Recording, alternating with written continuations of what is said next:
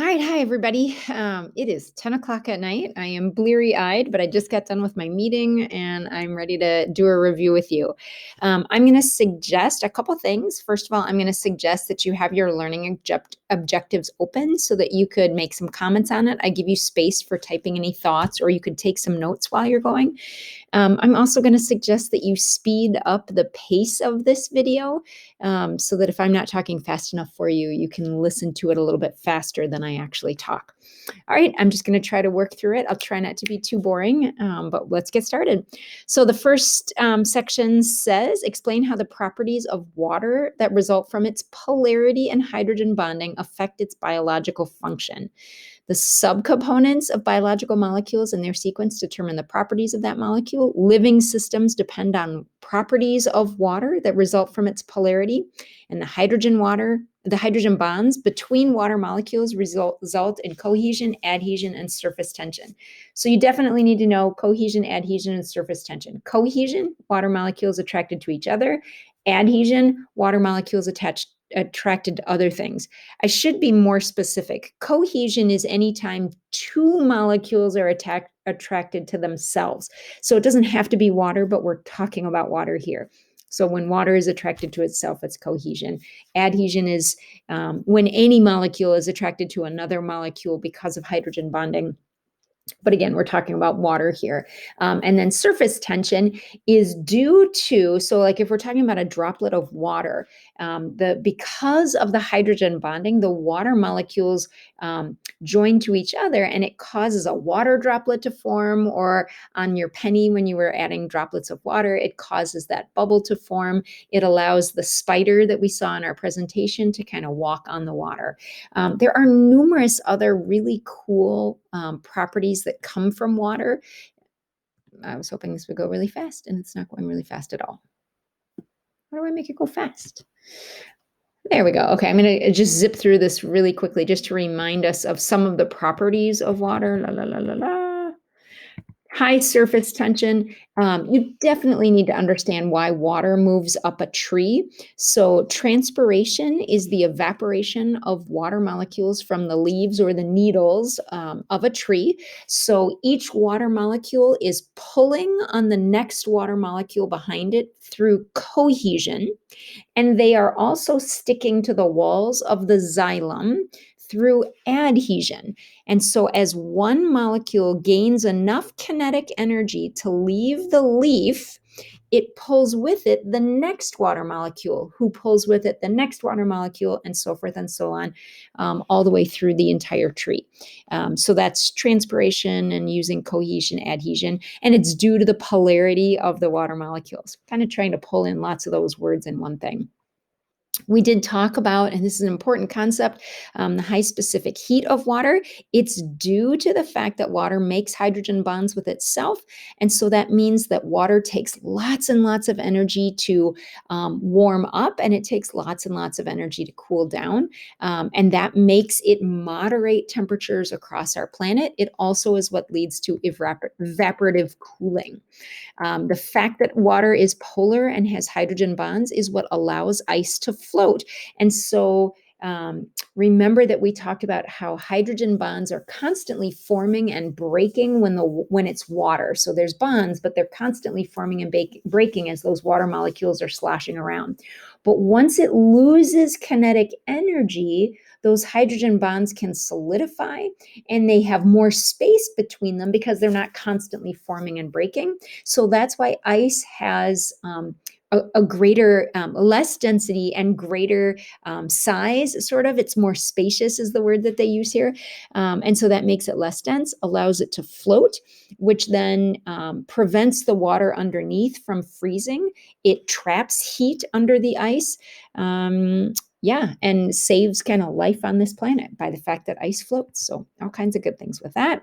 Water's a great solvent. Sometimes we refer to it as a universal solvent. Because it's polar, it sidles up against anything that is ionic or polar. The only things that it doesn't bond with are nonpolar things like lipids and fats and oils. All right, and then the last thing I wanted to remind you about was the dissociation of water and acids and bases. So things that I think you really need to remember about acids and bases. acids donate hydrogens. You could also call them protons. And bases accept hydrogens, or you could call them protons.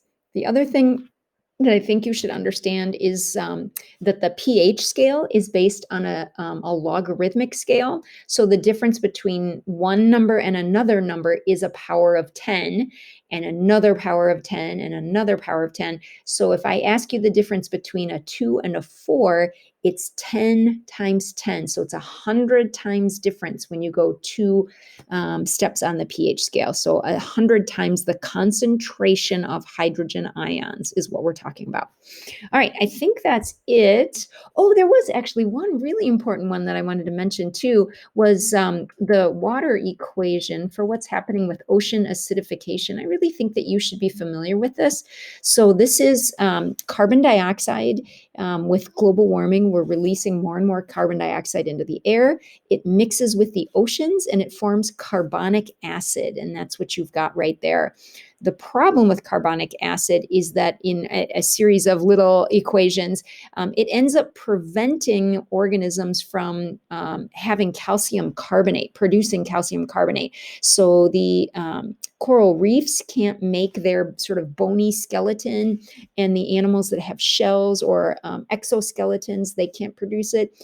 So they start to get really thin and fragile. And so it's destructive to the very foundations of our marine ecosystem.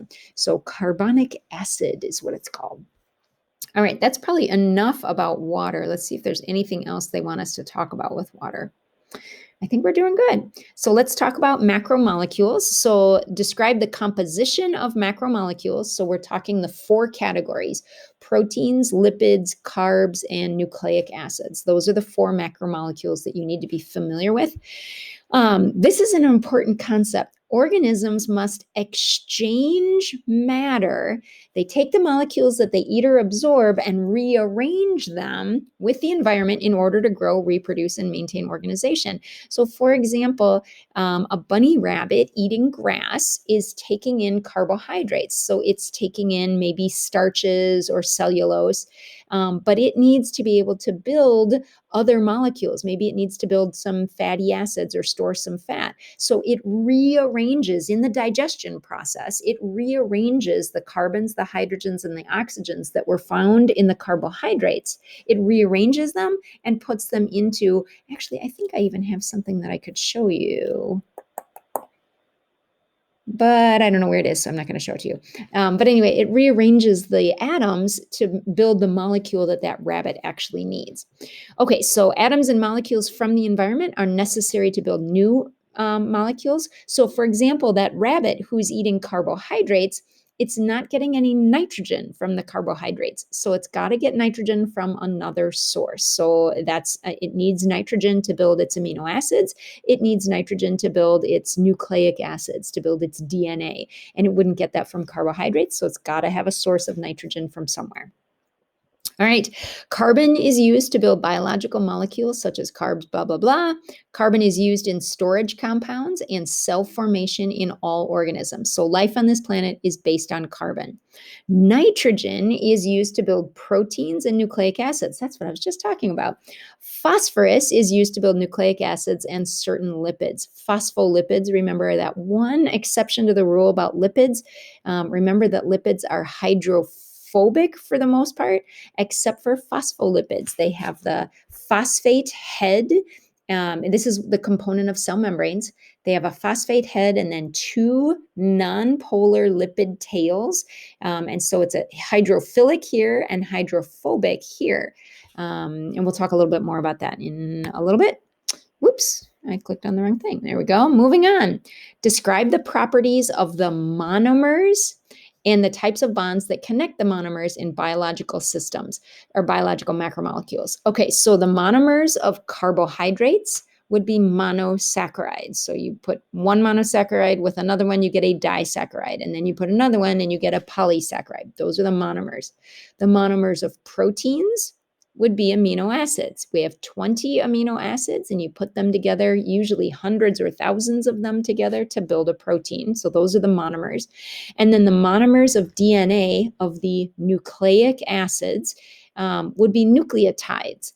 And I think that's the hardest one. We're going to have another unit that will cover that will help a little bit to get you more solid on that. But the monomers of the nucleic acids are nucleotides, which have a phosphate. They're often shown like a circle. It's a P with 4 O's around it.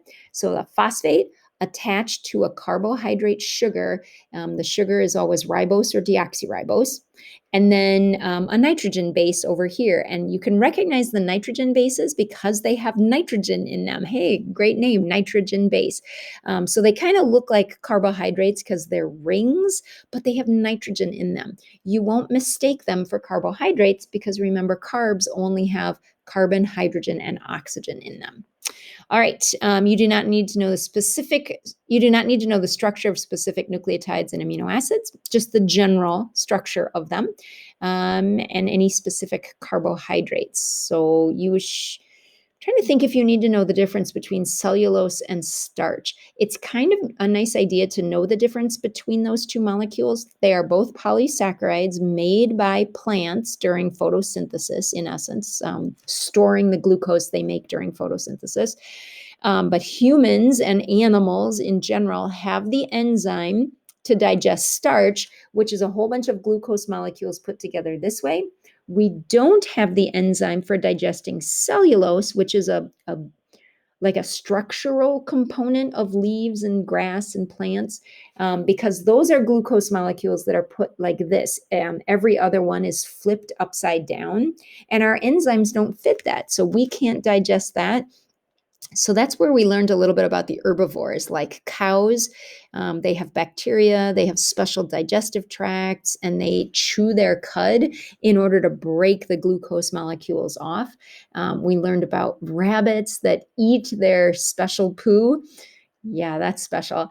In order to redigest the cellulose so that they can keep pulling the glucose molecules off of it. So there are some circumstances where even though we don't have the enzyme, even though those animals don't have the enzyme, they've adapted ways to still be able to digest cellulose. Your dog has not, and that's why your dog usually pukes or poops out grass when they eat it. All right, did I get everything on that? I think I did. Yep. Okay, so describe the properties of the monomers and the types of bonds that connect the monomers. Moving on, same thing. Structure and function of polymers are derived from the way their monomers are assembled. So things we need to know. Letter A, in nucleic acids, which are our DNA and RNA, biological information is encoded in sequences of nucleotide monomers. Okay, I always hate those words, but monomer just means the building blocks of DNA. And so our genetic information is stored in the building blocks of DNA. Each nucleotide has structural components, and I just talked about these. A 5-carbon sugar, so that was a carbohydrate, and it's either deoxyribose or ribose. A phosphate, I said it's a P with 4 oxygens, and a nitrogen base. And there are 5 nitrogen bases. In DNA, it's A, T, C, G, and then RNA has an extra one. It has a U instead of a T. So it has uracil in place of thymine. Again, we're going to practice that a little bit more in an upcoming unit, so I'm not going to ask you tons about that yet. DNA, RNA differ in structure and function. DNA is a 2-sided molecule. RNA is a single-sided molecule. DNA has deoxyribose, RNA has ribose. Again, we'll practice that a little bit later. In proteins, the specific order of amino acids in a polypeptide, and remember that a polypeptide is the word for a baby protein. A real protein is hundreds or thousands of amino acids long, so a polypeptide is just something smaller. So it says the order of specific amino acids, that's the primary structure. That's what we said was represented by my tubers with some, with the R groups, with the tacks that were attached to it. So the specific order of amino acids determines the overall shape of the protein. And that was the whole tuber folding activity that we did. So we said primary structure is just this. Secondary structure is the beta pleated sheets or the alpha helices, the curlicues. Trying to make little curlicues. Trying to do some visuals here. sucking at my visuals. There we go. So that's the secondary structure. The tertiary structure were the tacks that were attached to or attracted to each other. You definitely need to know which tacks are attracted to each other. So which R groups are attracted or repulsed. So there were really, I think, 4 categories of R group interactions. There were the ones that were charged. We showed those with red and blue tacks. So they either have a positive or a negative charge, and they're attracted to each other ionically, like they are actually attracted. One's got a positive, negative, they come together. There were the hydrophobic side chains, the hydrophobic R groups. They go into the inside of the protein to stay away from the water. There's the hydrophilic that move to the outside to be close to the water. And then the last one was the disulfide bridges, which form in between 2 sulfur atoms, and it's a covalent bond. Those are the sulfhydryl functional groups, if you remember that functional group. Yeah, and they form covalent bonds, and they're really stable. Away with that. Let's see what we need to go over. So determines the shape. Amino acids have directionality. That just means that there's an amine, they call it an amino terminus. So there's a nitrogen terminus and there's a carboxyl terminus. And as you add more and more and more and more, there's still the nitrogen on one end, the amine group on one end, and the carboxyl group. Even if you're talking 100 amino acids, there's still a carboxyl group at the other end. So that's the directionality they're talking about. The R group of an amino acid can be categorized by chemical properties. There they are that we were just talking about: hydrophobic, hydrophilic, or ionic. And then the other one we talked about was the disulfide bridges that form. That's a special circumstance. And the interactions of these R groups determine the structure and function of that region of the protein. So that's the tertiary structure. The structure that we didn't mention is the quaternary structure. And that's when you have entire subunits of proteins. So my green tuber mixed with a pink tuber mixed with a purple tuber. And that's the quaternary structure when you put them all together. Letter C, complex carbohydrates comprise sugar monomers whose structure determines the properties and functions of the molecules. They make these so wordy, and it's like, even I look at it, I'm like, what do they mean by that? So they're made of sugar monomers. So glucose, for example, is a monosaccharide, and their structure determines the properties and functions of the molecules. I don't know what else to say. It's a wordy, awkward sentence. Lipids are nonpolar macromolecules. They do not have monomers. They're the only one of the 4 groups that don't have building blocks specifically. So we talked about several different types of lipids. We talked about the triglycerides, which are a glycerol molecule with 3 fatty acids attached. And the fatty acids are basically long chains of carbons and hydrogens with 2 oxygens. That's it. And if it's all single bonds, then we say it's saturated. It's saturated with hydrogen. And if it has any double bonds, it's unsaturated because it's missing some hydrogens because of the double bonds. Differences in saturation determine the structure and function of lipids. So the structure, every time that there's a double bond in a lipid, it causes a bend. So the molecule leans over when you have a double bond. So the fats, how they clog up your arteries, for example, is determined by whether they have a little kink in them or not. Phospholipids contain polar regions. It's like they're drawn like a little stick figure. So they've got I'm trying to make it in the video, a head, that's the phosphate, and then the 2 fatty acid tails. The head is polar and is attracted to water, and the tails are repulsed. That's exaggerated. They're just not interested in water. So they end up turning away from water. So they interact with other polar molecules such as water and with nonpolar regions that are often hydrophobic. Blah, blah, blah. You need to be able to recognize a molecule is a lipid, but you will not need to draw or name a lipid. I crossed off a few that we will be covering in upcoming units, so they're just not covered in this particular unit. Explain how a change in the subunits of a polymer may lead to changes in structure or function of the macromolecule. So let's give you a super classic example. What if we change a subunit of a protein? So sickle cell anemia, we've talked about a half dozen times now. Sickle cell anemia has a subunit change. One amino acid is wrong. That amino acid changes the shape, changes the tertiary structure of the molecule, which then changes the quaternary structure of the whole protein. And then it affects its function. Then the hemoglobin no longer is able to carry oxygen, actually, and it starts to bond to itself. It's not just that it doesn't carry oxygen correctly. It starts to bond to itself, to other hemoglobin molecules, and so that can be a problem. That's one example. Another example of how a change in a subunit, you could go from being a saturated fat to being an unsaturated fat, and doing that causes the bend in the molecule. Another change in a subunit, how about a mutation in DNA? So a change in which nitrogen base. You could have, instead of an A, you could throw in a C. That's a change in a nitrogen base. And I will tell you, you don't know this yet, this is an upcoming unit, but nitrogen bases determine what amino acids you're going to put together in what order in a protein. So if you screw up a nitrogen base, this is what happens in sickle cell anemia. One nitrogen base is wrong. Just one out of 3 billion, one nitrogen base is wrong. That tells the cell to put the wrong amino acid into the protein. So it changes the function of the DNA molecule if you have the wrong nitrogen base. All right, directionality of the subcomponents influences structure and function of the polymer. That has a lot to do with DNA, so I'm not going to talk about that part right now. Let's scroll down to the protein section.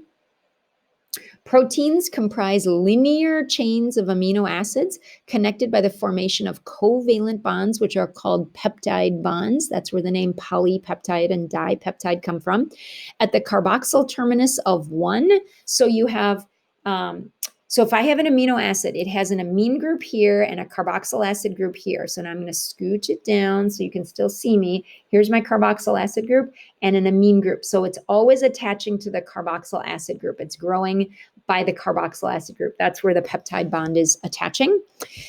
Proteins have primary structure, already talked about that. Secondary structure, about the alpha helices and beta pleated sheets.